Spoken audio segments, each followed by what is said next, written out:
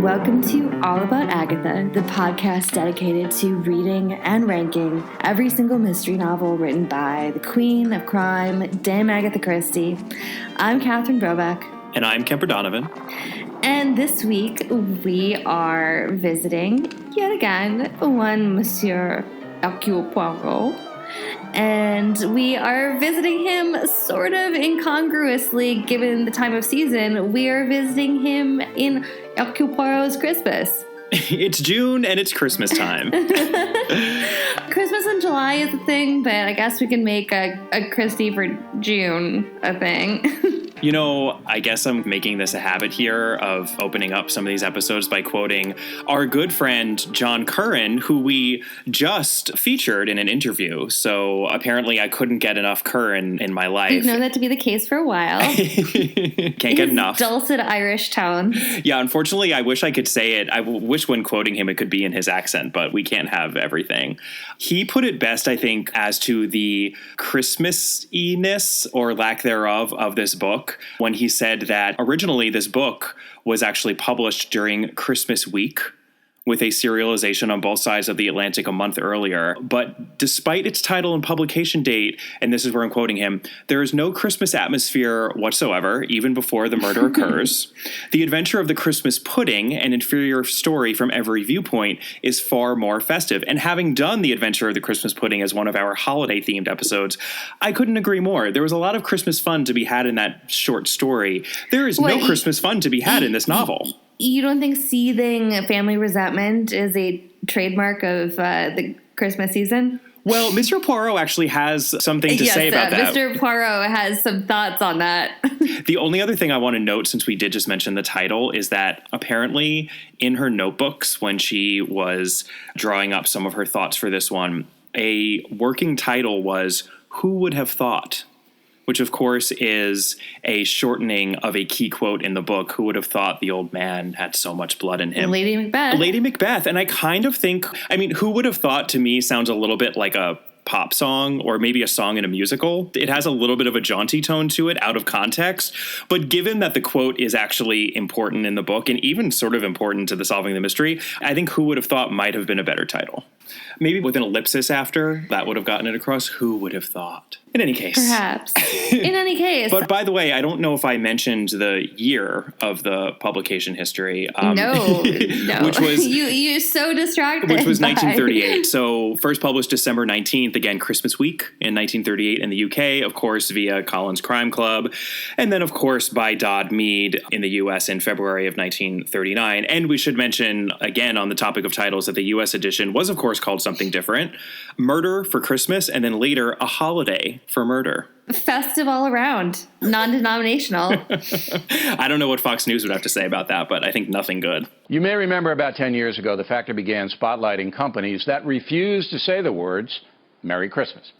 Moving on to our victim. Yes, so our victim is Simeon Lee, who is a frail, elderly, and quite vicious English man of business who made his fortune with manufacturing technology having to do with mining in South Africa. And his throat is slit in his bedroom in his staid brick mansion, where he has previously enjoyed spending his time maliciously plotting against his children and just counting uncut diamonds and creepily feeling them in his hands and just kind of gulluming out over them, if you will.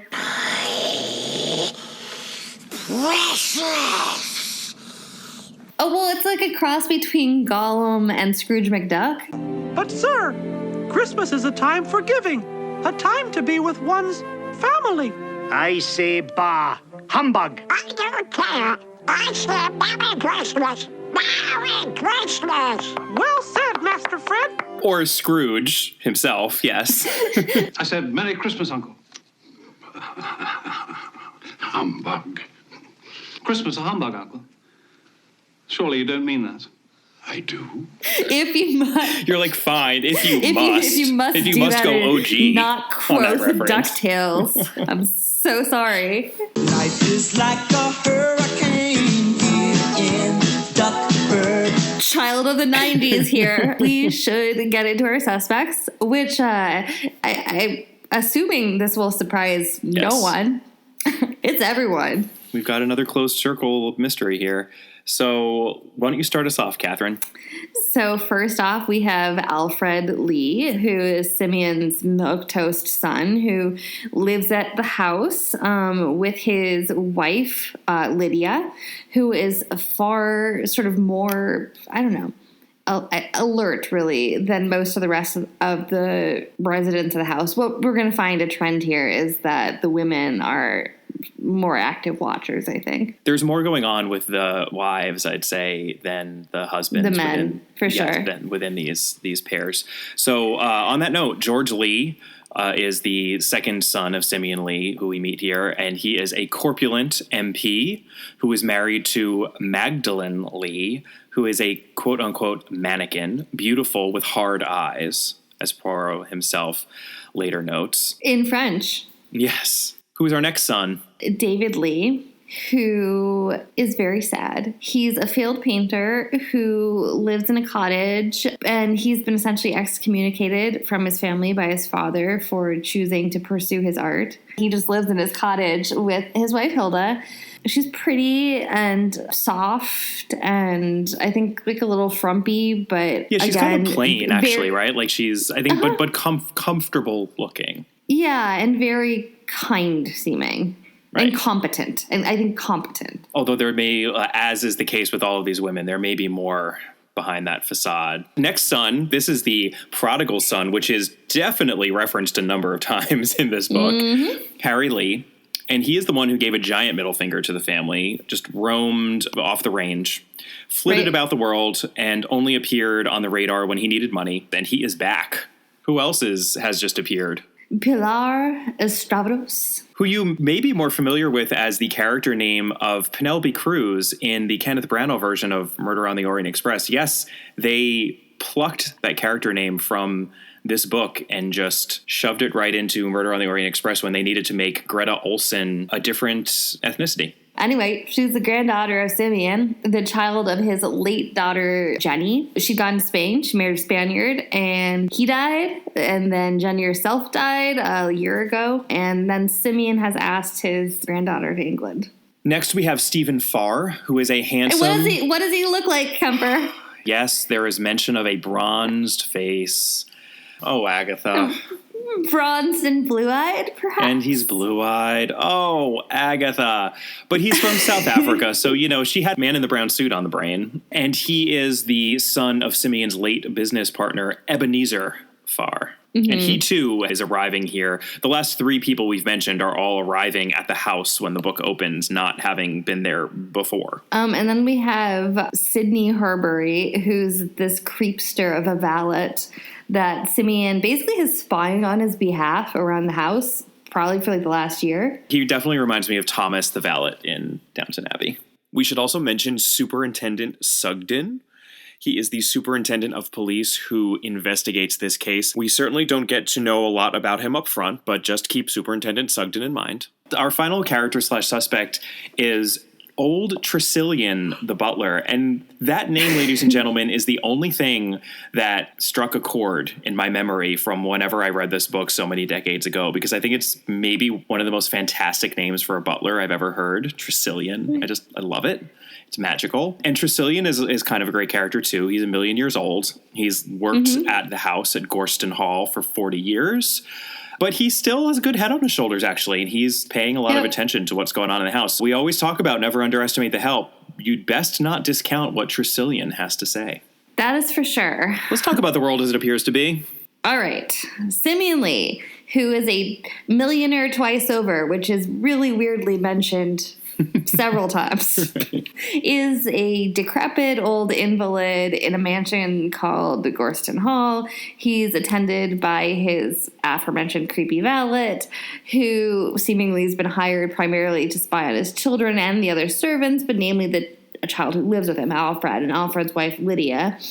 And basically, as we find out, Alfred was more or less forced into the family business, and he is incredibly resentful, but he's also really uptight and does not express this emotion at all. We're also introduced to Simeon's son, George, who, as noted before, has married essentially a model, 20 years his junior. He sees it as his duty to accept his father's weird invitation to spend Christmas at Gorston Hall. So this is the next son who does not live at home, but he is visiting for the holidays. And on that note, we also have David, the third son, who refused to take his father's instructions on his life choices, went off to be a painter, and then eventually married his comfortable wife, Hilda, and hasn't spoken to his family in years. He has a lot of resentment because he was close with his mother, and Simeon Lee, shocker, seems not to have treated his mother all that well. So he's just got all sorts of problems there. He needs like an Oprah intervention or like an Ayanla fix my life or something. Well, like, I mean, I'm gonna mention this right now. We find out later in the book he's referred to as a quote unquote mental cripple. He has mommy issues. He never got over the does. mistreatment of his mother, and she died in the moment at which he was most upset about it. Hilda's trying to help him work his way through it. And she thinks that coming to Gorston Hall for Christmas per his father's invitation will help. It'll be like clarifying in some way. It'll clarify him. It'll settle old scores, kind of move beyond, achieve closure, if you will, to that early chapter in his life. So the three sons convene at Gorston Hall, only to be informed by their father, who basically is cackling and tenting his hands like Mr. Burns style. Excellent. He's totally Mr. Burns, yeah. Yeah, he totally is. That there are two surprise guests. The first one that he actually mentions is Pilar, who's their niece, who we've actually already met at the beginning of the book. She's on a train, and she's described as like exceedingly beautiful in this particularly Spanish way, like black hair, dark eyes, red lips that curl cruelly, which is interesting. But then the other surprise is that Harry, the long-lost brother, he's also showing right on up there, and Simeon now seems to maybe like him the best in a way that seems entirely based on malice. We get the sense that Simeon Lee likes to pit his children against each other, and this will be the first time that we bring up the comparison to be made between this book and our previous novel, Appointment with Death, which had a similar horror show of a parental figure. That, of course, and it's interesting that in both, it's a sole parent, right? In Appointment with Death, we had a mother who had, in the absence of a father... who's basically a Gorgon. Was a Gorgon and ruled roughshod over her children. And here we have the same thing. Mom's dead, and this man is just taking great glee in making his children's lives as miserable as possible. So it's a similar setup. Oddly, less claustrophobic feeling, even though we are inside a house for most of the novel. And this also has the familiarity of a closed circle Christie puzzle mystery taking place at a big estate in the country. You know, right. So to me, it felt more comfortable, and I had more room in which to breathe than I did in Wide Open Petra with Mrs. Boynton. So the one person we've neglected thus far is Stephen Farr, and we find out some of this information about the family from him at the start of the book, because he is also on the train going north that Pilar is on, and he's watching her. And he's not very British because he's not British. He is South African. Again, he was the son of Simeon Lee's partner in South Africa, his South African partner, and he too ends up at the house just to introduce himself to Simeon Lee as this person who has this connection to him. And Simeon Lee, loving to be the master of chaos and, you know, just throwing another wrinkle into things, says, "Hey, stay with us. The more the not merrier." And Stephen Farr is all too happy to put up his bags.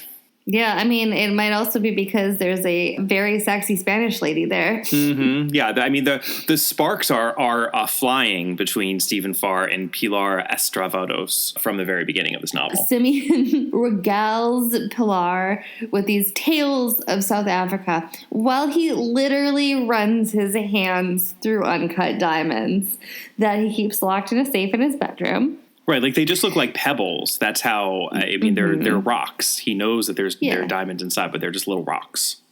Yeah. Which is not how they're depicted in the adaptation. That's the only reason why I wanted to make that clear. After this, he basically forces his entire family up to his room where Horbury is in on all of this plotting. So he makes enough loud noises that Simeon knows exactly the right timing to place a phone call to his lawyers, loudly discussing his will. So he does this in front of the entire family, and then he individually humiliates them one by one in front of all the others. That certainly has felt like a page out of Mrs. Boynton's handbook. Definitely so. So later, as the family is drinking downstairs, can't say I blame them, They No. hear an inhuman scream from Simeon Lee's bedroom. And we'll get back to that scream because it is described in a lot of different ways, a lot of different times throughout this book. And they all bolt upstairs and find the door locked. Harry and Stephen Farr ram it down with a bench. Eventually they get it open, and Simeon is found dead in a massive pool of blood. And the room is just massive pool of blood. And Christie actually has a jocular little foreword here written to her brother-in-law, James, who clearly had a lot of opinions about her novels and was someone she spoke to about her work a lot, that he had been complaining that her murders were getting too anemic, and that he yearned for a, quote, good violent murder with lots of blood. So this was her way of satisfying his request. So there is blood everywhere. Oh my God, like a horror show. A horror show of blood. Like his throat's been slit. The tables are overturned. This is where we get Lydia muttering, who would have thought the old man had so much blood in him. So right before this, a certain Superintendent Sugden has arrived. Superintendent Sugden says that he was called to the house before by Simeon and Lee to discuss stolen diamonds. And then Simeon Lee oddly said, well, I want you to come back in like 15 minutes because I'm not sure exactly what's going on here, and come back and then we'll get to the bottom of it. So now Superintendent Sugden has come back to this horror show. At the same time, cozying up to a wood fire, and there is a lot of just not centrally heated. There's a lot of back and forth. There's a lot of debate in this novel about what is better, a wood fire, which is what our Colonel Johnson, Chief Constable, is a fan of, versus central heating. And can we guess who may be the major stand for central heating within our novel? Yes, it would be our favorite Belgian, Monsieur Poirot. They are cozied up to a wood fire, not too far away. And Colonel Johnson, being the Chief Constable, gets this call about murder, terrible, terrible, bloody murder. And Poirot's like, yeah, sure, I'll go along because that's what I do. And the investigation begins. And I think we are ready for some clues. Let's figure out the world as it actually is. Clue numero uno. The room in which Simeon is found murdered was locked from the inside. It is a locked room mystery. It's actually pretty exciting because, as we've discussed before, we don't actually get them very often. We don't get them very often. We often have the closed circle mysteries, and this is both a closed circle and a locked room mystery. Obviously, Mysterious Affair at Styles was a locked room, and you could argue that Murder in Mesopotamia was at least an inaccessible room, since no one could go in or out of it without being observed. It wasn't locked, but the room was, for all intents and purposes, off limits. So yeah, pretty exciting. And there's even a little meta joke where Colonel Johnson is horrified when he finds out that the room was locked, and he says to Superintendent Sugden, "You're not telling me this is one of those ridiculous locked room things like in those detective novels, are you?" I know. And yes, it is. Yeah, because both of the windows in the room, well, one is shut fully and one is bolted slightly ajar on purpose to, like, I guess, give air circulation, but you can't move it up or down. The gap in it is too small for place. A human to pass through. Correct. And then even if there were a way out, it's essentially a sheer wall beneath the windows. Right, There's no plants, ivy, no trees, no way to scale it. Yeah. No, and then to make things even more complicated, the key is turned to lock the door on the inside. Right. So there is a deduction here, and both Poirot and the Colonel immediately come to it, is that they decide that for the door to be locked and for the windows to be as they were, someone had to have the required skill and probably a physical tool to be able to turn the key from the hallway through the lock on the outside of the room. And then, of course, the obvious question, which we're just going to mention briefly here, is why, you ask, would that culprit not have drawn blood everywhere? And apparently the answer is that it was a quick jugular slash, and I guess he wasn't a spurter. But then that becomes a big question because of the quantity of blood in the room. Right, which is a fruitful avenue of questioning to ponder for an astute reader. I think that in clue number 2, we can talk about that a little bit. Let's talk about that. So clue number 2, there is apparently a massive struggle in the room, but as we know, Simeon Lee was a frail old man. So how exactly would that struggle have gone? There's a little bit of theorizing that maybe a woman did it, and he was at least strong enough to struggle against a woman, but even that seems suspicious. So something is amiss here, and it's just weird. It feels weird when it happens, too. The way this goes down with the scream and the furniture everywhere and the locked door and then the blood everywhere, and it just seems like too much blood. It's just weird. Okay, so clue number 3 is that in the aftermath of the crime, Pilar picks up a weird piece of rubber and a little bit of what seems like wood, maybe. So she picks it up from the floor by Simeon's body, and she's hiding it in her palm. Basically, she's forced to hand it over to Superintendent Sugden. So the deduction here is that, well, there really isn't one at first, because it's unclear why she does it. It only really kind of seems structurally like it's there to lay suspicion on Pilar. Mm-hmm. And then Poirot is subsequently given these in an envelope by Sugden. And it's a wooden peg and a triangle of pink rubber that's cut from a sponge bag that was in Simeon's room, and they found the sponge bag. And so that's fine, except cut to much later some pages later. Yeah, much later.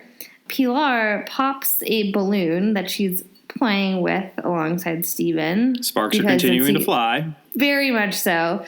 She sees the balloon and she tells Poirot, "That's what I saw in the room." It was not a pink rubber sponge bag square. It was a pop balloon. Right. Which is not what Poirot was given in an envelope. No, Poirot was not given that in an envelope by Sugden. And also, there's that bit of funny business with the bit of plastic, and also this, which is that the interplay in terms of how Poirot even finds out about it is convoluted, but it turns out for a really important reason, because we are shown what happens in that Superintendent Sugden sees Pilar pick up these 2 items, and he then says, "You have to give them to me." The other person, it's one of the other leads, someone else also saw this happen, and that is the person who mentions it to Monsieur Poirot, who then has to ask Sugden, "Hey, didn't Pilar pick something up that she then gave to you?" And then he says, "Oh, yeah, it was this." Sugden never actually volunteers, "This is what I found off of Pilar, what I saw her pick up off of the ground." That's something that Poirot has to ask him for. And then much later in the novel, we find out that that's not even what she, in fact, picked up. So that is certainly curious. Okay, so clue number 4. Clue number 4. They find a 15-year-old will in Simeon's safe, leaving half of his fortune to Alfred,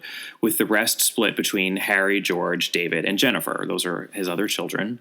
And the deduction here is, well, we always want to follow the money, because so often lucre is the motive for murder in these puzzle mysteries, especially since Simeon went through this whole rigmarole of claiming to be making a new will in front of his entire family.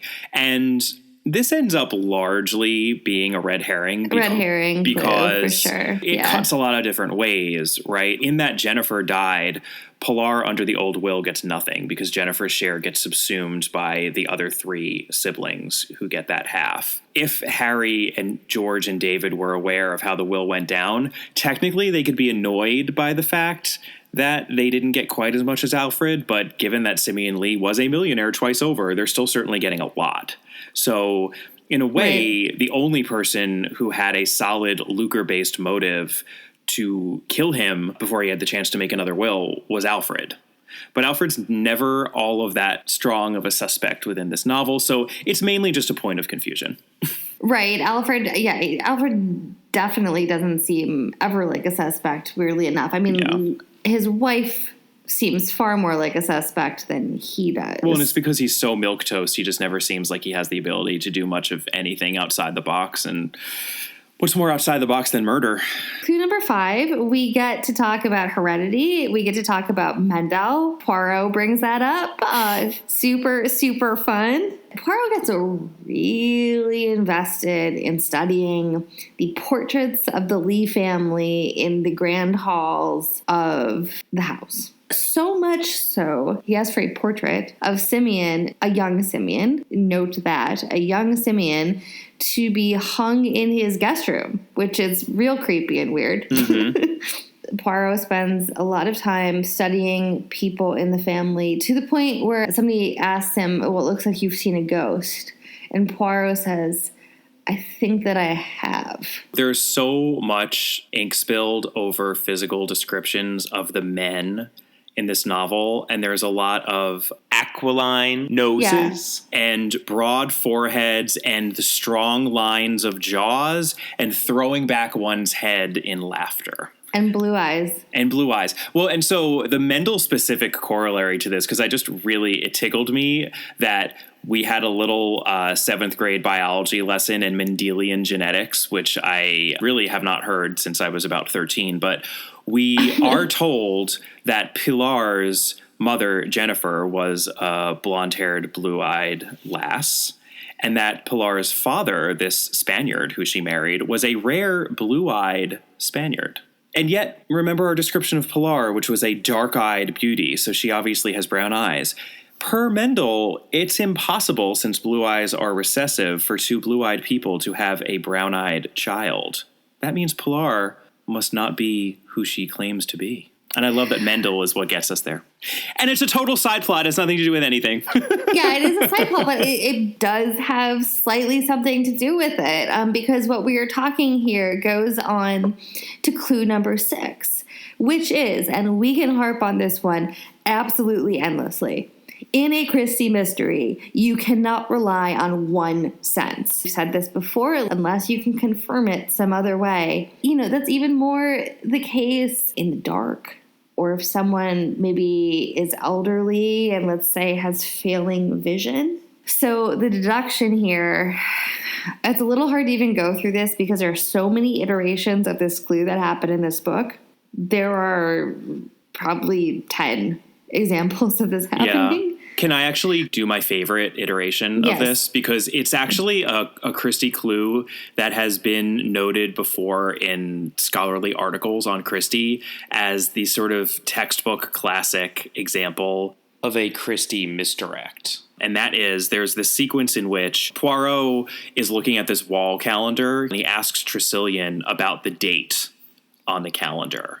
And everyone in the room is even like, what's so significant about the date? And is the date wrong? Is there something going on with the date? And, the book itself is even divided up very starkly by each succeeding day surrounding Christmas. Unusually for Christie. Very unusually. I mean, this whole book only takes place over 7 days, I believe. I think Christmas Day is right smack in the middle of it. And Tressilian peers at the calendar, and then Christie writes that he had to shuffle a little closer to look at it. And he says, no, the date was changed. All seems to be in order. And then we move on. And it's so brilliant because even an astute reader is going to think, well, the purpose of that sequence had to do with timing or the calendar or something with dates, which so often is crucial within a Christie novel. But the important thing there was that Tressilian had to shuffle closer to the wall to see. So the deduction from that little clue sequence is that Tressilian is nearsighted. And he very, very nearsighted. He's also super old since he worked there for 40 years. So he doesn't see very well. Faces are slightly blurry to him. It's easy for him to confuse faces, especially faces that might have similar outlines and contours. So it's just such a brilliant way of getting at that deduction. It's the misdirect. It's the Christie misdirect. And it is. I love that she is able to pull that off. Back to old Tressilian. He basically thinks he's going kind of nuts. He keeps having deja vu. It's more or less that ever since Harry Lee, who is also described, we will note, as a broad-shouldered tan man with blue eyes, ever since he's shown up after years and years and years of being away, like 20 years, all old Tressilian sees is a young Harry Lee, and he feels like he keeps seeing him. Right. And that's really our most important clue. Let's get to a resolution here. And to solve this thing, we have 2 classic Christie tropes here. The first we just talked a lot about, which is the difference between what you're actually seeing and what a person seems to be seeing, not necessarily trusting in one sense. But then what we also have here is another temporal deception of Christie's, a shifting of the time of the murder. This murder did not happen when it seemed to have happened. And we've seen this so many times before. We, in fact, also saw that with Appointment with Death. So that is another point of comparison between these two. So, Catherine Brobeck, what happened here? Simeon, which we know from the get-go, is an absolutely monster person. He is a cad. He's potentially abusive to his wife, at least emotionally, and children. And he's a serial cheater. So in his Christmas scam, in which he is bringing together all of these heirs to his estate, he has inadvertently brought in an extra 2 of his sons. Surprise! Stephen is not his old colleague Ebenezer Farr's son, but his son. That is why Stephen looks suspiciously like Harry Lee. They look alike because they are siblings. He's gone from South Africa to see, out of just curiosity, who this man who is his biological father is. Who's the other mystery son, Kemper? There's another mystery son, and that would be Superintendent Sugden. Yes. The other broad-shouldered tan guy. Also handsome and broad-shouldered, tall, and he has a fabulous mustache that Poirot has been admiring throughout the novel. There's even a wonderful comedic passage about that. And we also do learn that in addition to putting a young portrait of Simeon Lee in his room, Monsieur Poirot has purchased a false mustache, which makes no sense since he, of course, we know he colors his mustache, but his mustache is certainly real. And he has been holding that up to the portrait to see who it may resemble. And it resembles Superintendent Sugden because Sugden was, to use the parlance of that time, the bastard son of Simeon Lee. We are told that not only did Simeon stray when he was in his younger days in South Africa, but also when he was living in England. So this is one of his liaisons within the area. The town over. Yeah, just in the town over, and he presumably was able to give enough money to his mother that she was able to find a man, Mr. Sugden, who would marry her and pass off this boy as his son. He came to the house on a false pretext. Simeon Lee never called him about a robbery. He just infiltrated the house and asked to see Simeon Lee himself. He made up that whole weird story about having to come back a few minutes later. And Simeon Lee had no idea that Superintendent Sugden was his illegitimate child. So killing Simeon Lee was a quiet affair, as we would expect. He simply overpowered him and just slit his throat, no noise. But then Superintendent Sugden rigged a massive pile of furniture and wrapped a piece of cord around it. This is where we get into our golden age locked room mystery solution here, which is go into a super weird place. Yeah, I mean, and this is why I think Christie so often did not do locked room mysteries, because this is how you have to write yourself out of a locked room mystery, with this elaborate of a solution. It's a Rube Goldberg machine. It really is. Like almost literally. It really is, yeah. So he wrapped this cord around the pile of furniture. He then hung the cord out of that slightly opened window so that it was hanging down the wall of the house and could be tugged on by him. And what he also did was to get one of these inflatable squealing pig balloons and attach that to the cord as well, so that when he was tugging on the cord outside the house, he was able to make the balloon pop, or at least lose air from the peg was pulled out of the balloon so that it lost air and created that squealing sound. And then the cord pulled all of the furniture onto the floor. And he apparently even went to the lengths of getting some fake blood from an animal that he was also able to splash all over the place. And he stole the diamonds. Yes, and he stole the diamonds just to add to the confusion here, and of course to make his pretext of entering the house that much more believable. The cord obviously could be slipped out of the room from down below, so that the only pieces he would have had to pick up on the scene were that remnant of the pink balloon, the squealing pig, and the wooden peg. Yeah, and that's what Pilar picks up first, and what he tries to very quickly and quietly keep to himself, but it doesn't quite work out for him. And then, random note, Pilar is surprised not his actual granddaughter. She's the friend of his granddaughter who was in fact killed by a bomb to a car that they were both traveling in during the Spanish Civil War. And Pilar finds herself with a blown up car and no money or papers and in the middle of a war zone. So she takes real Pilar's passport and flees to England. And she also, by the way, because of what she said about the balloon, and she even once very innocently said that Simeon Lee must have looked handsome when he was young, just like you, and she pointed to Superintendent Sugden. He tries to kill her later in the novel by placing a heavy object on her door. A cannonball that's like on the top of a little, well, ironically, pillar. Right. Outside of the house, and then he basically booby traps her door, and it's only because her dress is caught in a nail, and it pulls her back. Right, that her life is saved. And he also deposits the diamonds in one of Lydia's miniature gardens, which Poirot, Lydia of course, makes finds. Really weird art gardens. Yeah, and I know something out of like a Wes Anderson movie, and that just creates more confusion because, again, the so-called theft of the diamonds had nothing to do with anything. And there we have it. Yeah. The only other thing is that all the couples kind of seem pretty happy. We don't have a cheesy condensed epilogue like we did in Appointment with Death. We don't. David Lee has kind of moved on now that his father has been murdered. He's like, oh yeah, I'm good now. I can forgive him. Essentially, he got his, so I'm good to go. He's like prancing down by the lake with my beloved Hilda. Alfred and Lydia are now free to be a functional married couple that doesn't have to answer to the whims of this horrid old man. And George and Magdalene, they're definitely the most hateful of any of the couples. We get the sense that they may not find everlasting happiness together, but... yeah, she's like a gold digging. It's implied that she's cheating on him. It's implied that she was a kept woman before George married her, and that she's morals. Also making some mysterious phone calls from inside the house. Yeah. So. Yeah.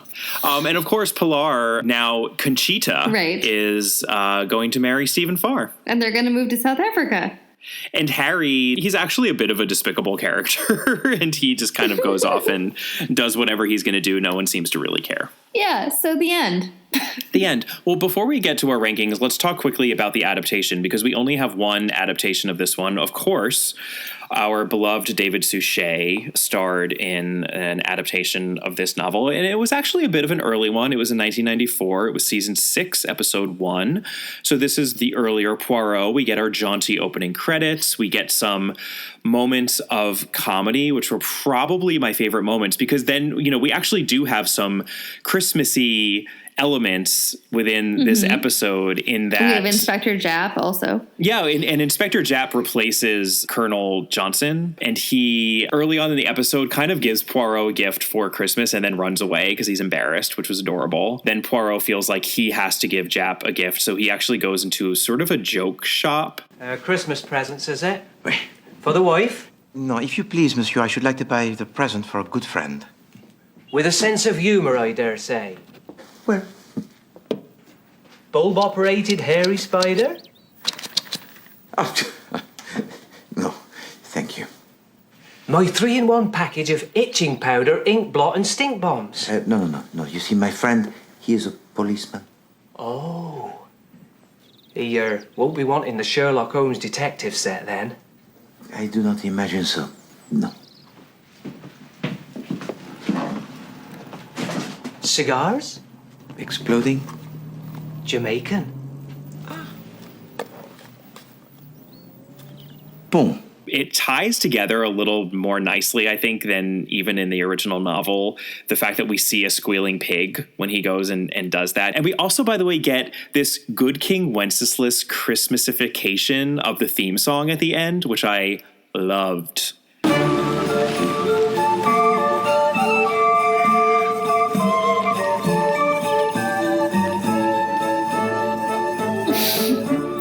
I love when they take this theme song and do sort of wackadoodle things to it. That might have been my favorite part of the adaptation. Otherwise, it's fine. It's a little bit streamlined. They took out David Lee and Hilda. They also took out Stephen Farr. So they basically just kind of blended Harry and Stephen together so that Pilar/Conchita ends up with Harry. What they also did was they combined Stephen Farr and Superintendent Sugden's backstory so that Superintendent Sugden actually has a South African mother who wants vengeance, and there are a lot of cuts to her in a hotel nearby. It's all very odd and seemed kind of unnecessary to me, because that also means that Superintendent Sugden had to have at some point traveled from South Africa to the UK, made sure that his accent was in line, then, started a career. Rose through the ranks of the police. Policing. Yeah, it's just it's more believable in the novel because Superintendent Sugden is British. He's an Englishman through and through. He just happens to be illegitimate. The thing that I did appreciate, though, about that extra wrinkle is that Poirot has one of his more elaborate denouements in this episode, and in fact in the novel too. It's a very elaborate denouement in the novel. We often don't see them in the novels, as I like to point out, but we certainly have one here. But in the adaptation, Poirot takes them all from the house to the hotel nearby so they can meet this woman. So it's like he takes the denouement to a second location. And I'm like, what are you doing? Don't go to a second location, people. Never go to a second location. Have you never watched Oprah? Come on. Or any Dateline special? Yeah. Dateline, Oprah. They'll all tell you. Dr. Phil probably. Never go to a second location. They're all cozy in their house coats, and then they have to get dressed up for the cold and go to the hotel. It's just it seems very unnecessary. What did you think, Catherine?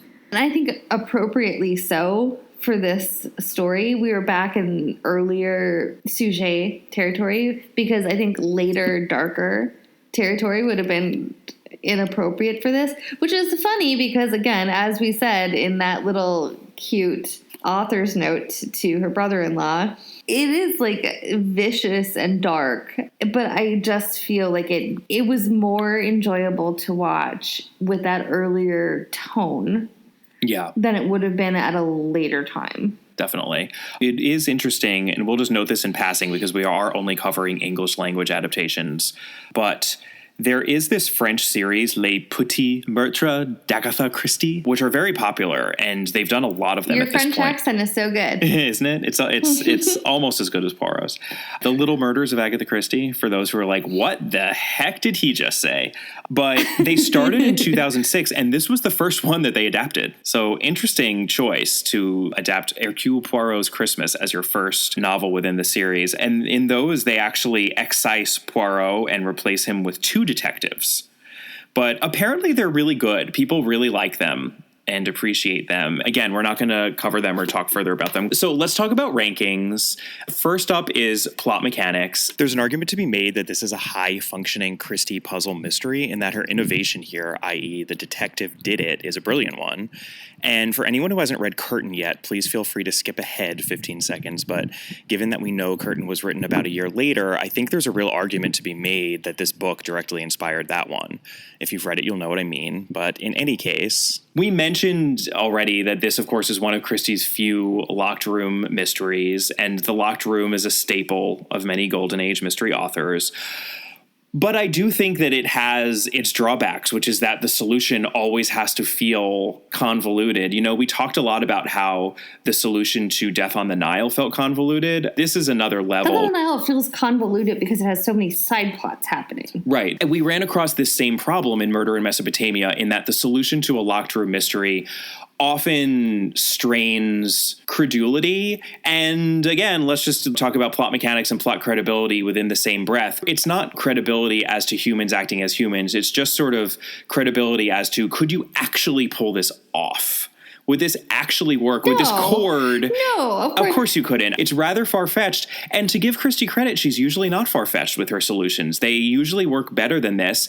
I appreciate what she was doing, though. I like a good locked room mystery. So this one works. It all makes sense. It doesn't have that stamp of credibility as to mechanics that I'm used to having in a Christie novel. Yeah, I think so. The exasperation we had with Murder in Mesopotamia, and the thought that you would just lurk on the roof of a building with a giant stone and wait for somebody to stick their head out. Right, and they have to stick their head out and not pull their head back in. There's so many ways in which it obviously could have gone wrong that the fact that it went perfectly is hard to believe. Very hard to believe. And this is, if it's possible, this is harder to believe, I think.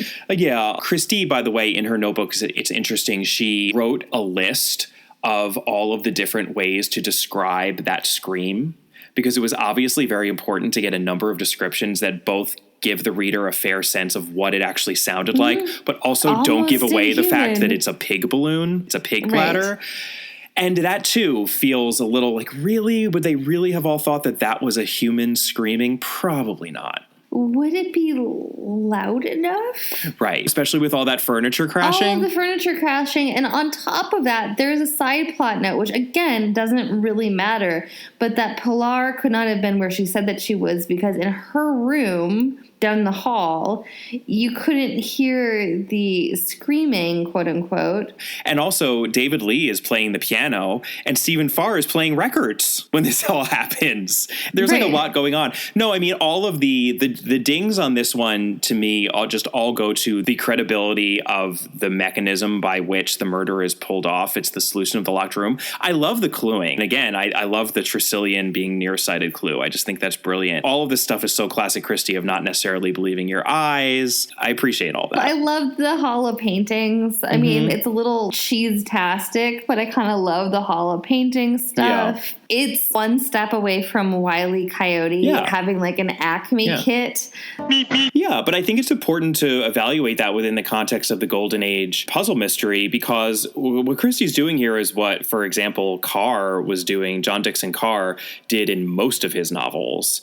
And this is why I think this is another reason why Christie stands the test of time. Well, she doesn't normally do this. I think if she did this in every novel, it would be hard to read all 66 of her novels and not get frustrated. Yeah, of course it would be. It's not knocks on enjoyment of reading it. It's just that the fact that she doesn't do this normally makes it more jarring when she does. Yeah, the way I would put it is that the locked room aspect in one way makes me feel like I want to give it more points because it's a locked room and she's setting the bar really high and she does figure her way out of it to a satisfactory degree. However, the locked room also in that a satisfactory solution has to be rather far-fetched makes me want to give fewer points. So, I'd be inclined to give it 5 or 6 points. I can go 5 or 6 for both mechanics and credibility. I mean, I would probably go lower on the credibility. I think we can do a 5 and a 6 for mechanics and credibility. Yeah, sounds like you might go 6 on mechanics and 5 on credibility. I mean, I think on credibility... I mean, the motivations make sense. The motivations make sense, and I appreciate the fact that we are told quite often about Simeon Lee's philandering ways, and it's perfectly believable that he would have an illegitimate son one town over. It's just that all of the confluence doesn't make a lot of sense. Yes, the confluence of everyone. It is Christmas, and I suppose you could say that Superintendent Sugden even chose Christmas because that is when families tend to gather, which is why I would go a little higher. I would give it a 6. And the plot mechanics of 5. I mean, that's totally fine. I do think that level of built up and seething resentment totally makes sense. Yeah. Okay, so 5 and 6 for that.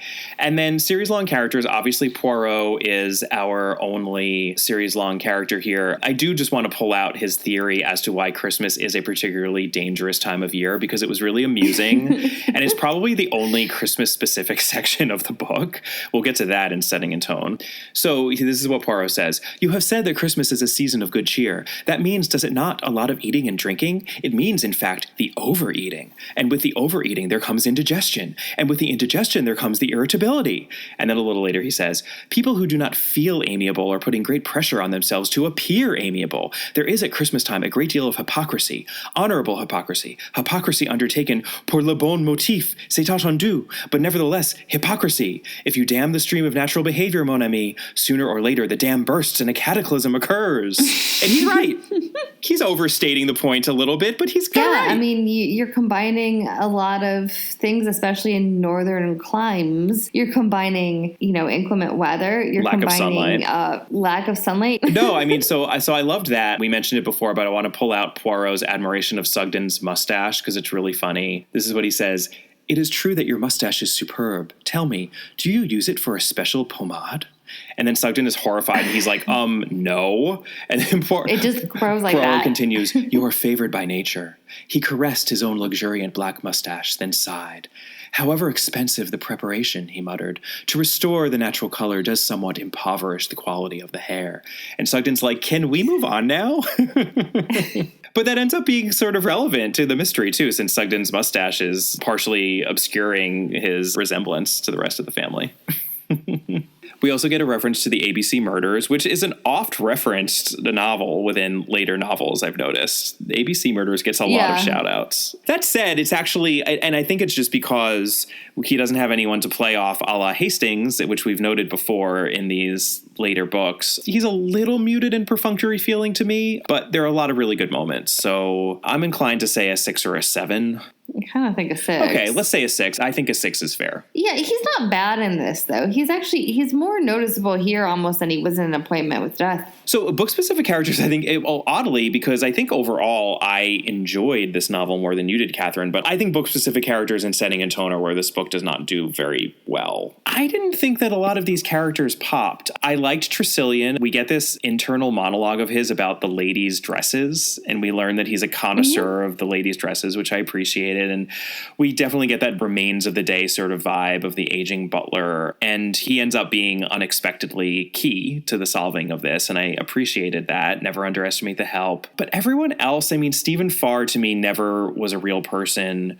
Pilar, yes, there's a lot of description of what she looks like, and the romantic hijinks, though, between her and Stephen just seemed ridiculous and not real to me. I guess if I had to pick my favorite character, it would be Lydia. She seems to have this kind of cool warmth, if that oxymoron makes any sense. Like Poirot actually... No, it does make sense. Do you know what I mean? Like Poirot summed it up best. He says... in his denouement, actually, when he's basically dismissing her as a suspect, he says, Mrs. Alfred Lee, I felt sure, was quite incapable of an act of violence. She has too much irony in her nature. And I think that totally sums her up. She's cool. Like, I liked her, and she appreciated Alfred for who he was. She knew what she was getting when she married him, and she was very supportive. I'm happy for her at the end of the novel. But all the others I thought were terrible, like David Lee and Hilda and George Lee and Magdalene. They didn't feel alive to me. George Lee and Magdalene are very poorly written. Yeah. However, I thought David Lee and Hilda were kind of interesting. They're better. Honestly, compare them to Death on the Nile, though. Like, compare them to Jackie, Lynette, and Simon. Any of these characters.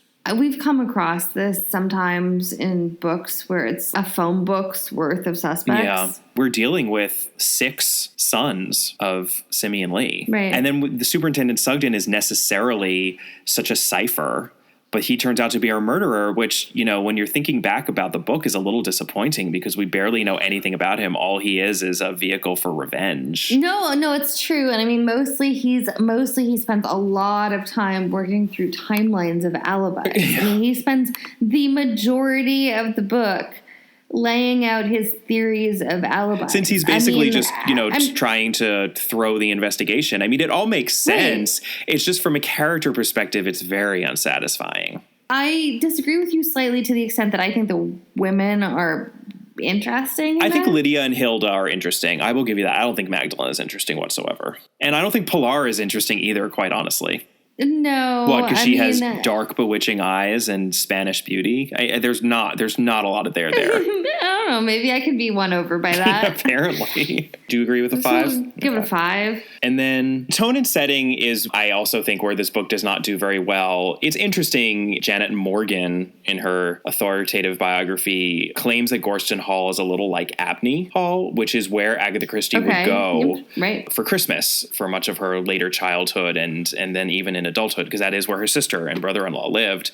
And we saw that much more faithfully drawn in The Secret of Chimneys. But she also mentions that when Stephen Farr is pining after cerulean skies, blue convolvulus, and hedges of plumbago in South Africa, and he's sort of talking about how dark and depressing the UK is, those are recollections she's taking from South Africa, which, of course, we got a whole lot more of in The Man in the Brown Suit. Right, and there's also a note about the color of lapis and how if you see it in Egypt, it is the most exquisite thing, and then you bring it back to storm-colored skies in England, and it looks dull. It doesn't look the same. And I think that's meant as a metaphor for Pilar is that she doesn't want to stay here. She needs to go back to Spain. The obvious issue is that there's no evocation of Christmas, and this thing is called Hercule Poirot's Christmas. Pilar does mention, what she thought Christmas in England was supposed to be like. She says, in books I've read that an English Christmas is very gay, that one eats burning raisins and there is a plum pudding all in flames and something that is called a Yule log. And as we mentioned, Christie has depicted Christmas before. She certainly can do better. One could argue that the point of this book is that they're having a terrible Christmas. So even before the murder happens, they're having a terrible Christmas. So it's not meant to be a festive Christmas or depicted in that way. But there's not even a depiction of a terrible Christmas. It's just nothing. Nothing. I mean, it's like at some point when I got past the December 25th chapter, I was like, wait, did I miss something? I know. And it's heavily cannibalizing Appointment with Death. Yeah, it's taking elements of that novel and the setup for it and kind of shoehorning it into this locked room, rather more familiar setup. Right, absolutely. The other thing that I would say about it is I think you, Kemper, complained a little bit about the travelogueness of Appointment with Death, but I would take the lengthy descriptions of Petra over no description of the house. Yeah, I couldn't tell you what Gorston Hall looks like. Agreed. I would give it a 4. Yeah, I think 4 is fine. Okay. And then Stuck in Its Time, this is one that I think does really well. There is a bit of musings about Pilar's hot-bloodedness and whether or not that makes her more likely to commit violent murder. There's just not a whole lot to get upset about. I say 0 points. Yeah, I think 0. So that brings us to a grand total of 26 points, putting Hercule Poirot's Christmas in. This is actually really interesting, Catherine.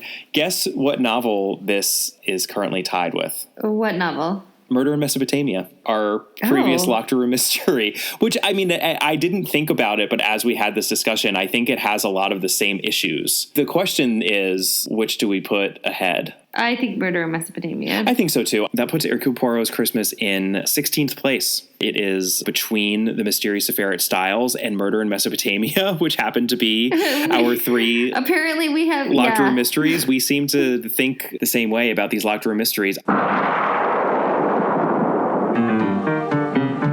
That is Hercule Poirot's Christmas.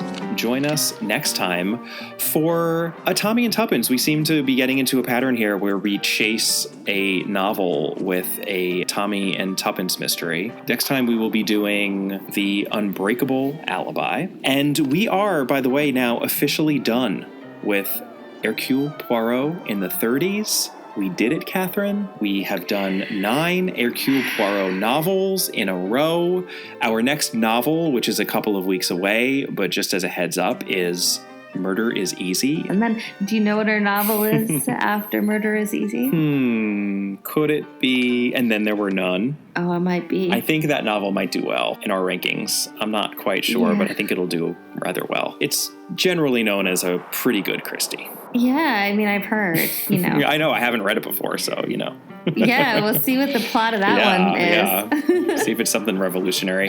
Well, in the meantime, we'd love to hear from you. Please email us at allaboutthedame@gmail.com, or you can find us on Twitter at allaboutthedame. You can find Catherine individually on Twitter at Brobcat. We are also on Facebook. Our Facebook page is All About Agatha, and we're on Instagram at All About Agatha. And we would love if you would take a moment to rate and review us. We really appreciate you doing that. And we will see you next time. Bye. Bye.